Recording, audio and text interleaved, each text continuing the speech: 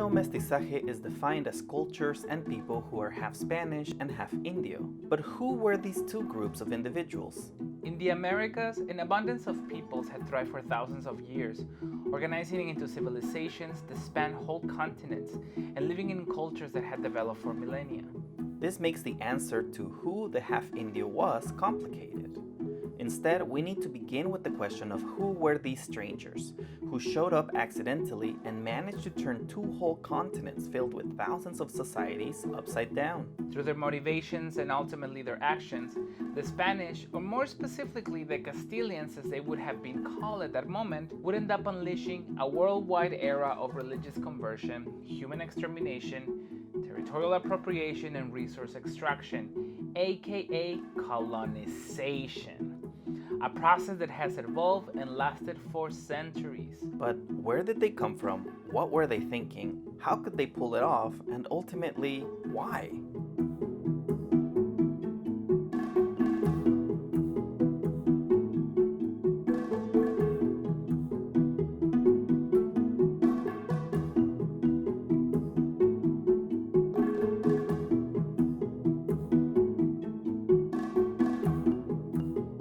Let's talk about Spain, baby, or what many people consider the first country in the world.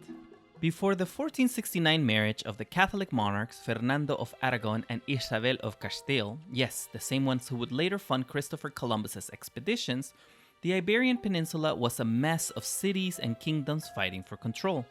On April of 711, not the store, but the year 711, Funny. Muslim troops crossed the Mediterranean to invade and establish their emirates, which would control southern regions of the peninsula for over 400 years.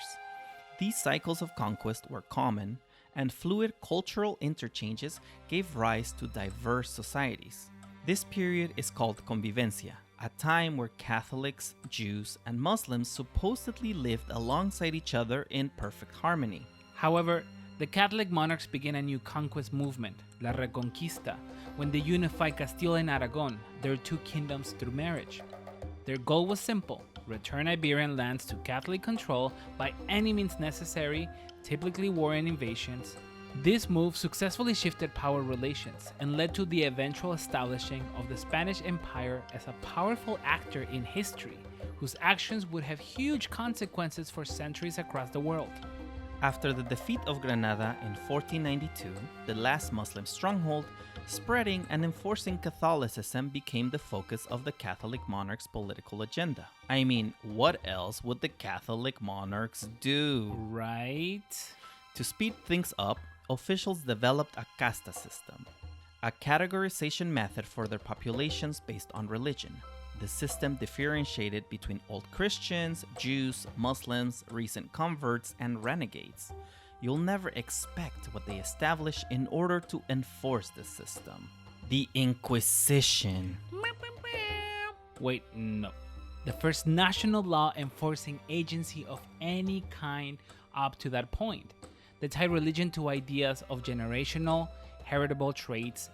Jews and Muslims were forced to convert to Catholicism or face expulsion from the lands. I mean, eyes had nothing on them. They were the first ones to do it. Ay, Dios mío.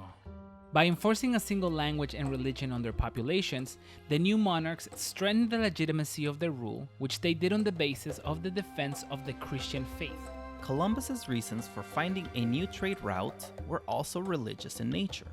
You see, Columbus and the monarchs supposedly believed in millennialism, the Christian idea that the second coming of Christ was just around the corner, and as such, the Catholic monarchs had to prepare for a new golden age to save souls throughout as much of the world as possible. ¡Qué desorden! As a result, when Christopher Columbus accidentally landed in Caribbean islands in 1492, the Castilians already had a long history of using religion and ethnicity to discriminate in an effort to create a cohesive national identity. Later, they will use the concept of race as another discriminating trait with their invasion and colonization of the Americas and participation in the early stages of the transatlantic African slave trade. Man, we can blame anything on the Spanish. Malamente. The so-called discovery of a new world in 1492 sparked European curiosity, imagination, and anxiety. In fact, the first accounts of the newly known lands in travel journals, maps, and illustrations sound more like European medieval fiction than reality. In Inventing America, historian Jose Rabasa argues that the introduction of the Americas into the European imagination as a land inhabited by inferior people and exotic creatures stems from Christopher Columbus and his affinity for medieval travel journals. For European audiences, the newly known lands were portrayed as hostile, strange, and otherworldly. Cultural historian B.W. Ife continues, for all of Columbus's careful attention to scientific detail in the realization of the voyage, his writings have more in common with travelers' tales than with a ship's log. What Columbus describes is not so much what he saw, as the sense of wonder with which he saw it. In other words, the visualizing of the Americas as an unknown and dangerous land was, from day one, a medieval fantasy that justified European intervention. Like this, a visual culture emerged, imagining the exotic nature of places like the Caribbean, Mexico, Brazil, and Peru. When it became clear these were previously unknown lands without established connections to Europe, Asia, or any other part of the known world, a race to win them for the Castilian crown ensued. According to historian Stanley G. Payne, for centuries the expansion of the faith was inextricably intertwined with military glory and economic profit. Because of this, it is insignificant to ask, as is frequently done, whether the Portuguese and Castilian invaders were motivated more by greed or religious devotion. In the Hispanic crusading expansionist ideology, the two went together. In other words, the conversion of the world into Catholicism and the expansion of the empire will be the foundation upon which Castilians develop a sense of national pride. This format would be so successful, it was adopted by many empires and nations across the world to this day. So yes, the idea of loving your country or I didn't ask to be born Mexican, I guess I just got lucky, are the result of messed up colonial principles. ¡Qué desorden! These newly known lands, with vast territories and access to many resources, were not empty paradises. The diversity of cultures present in the Americas was an obstacle for the Castilians' colonizing mission.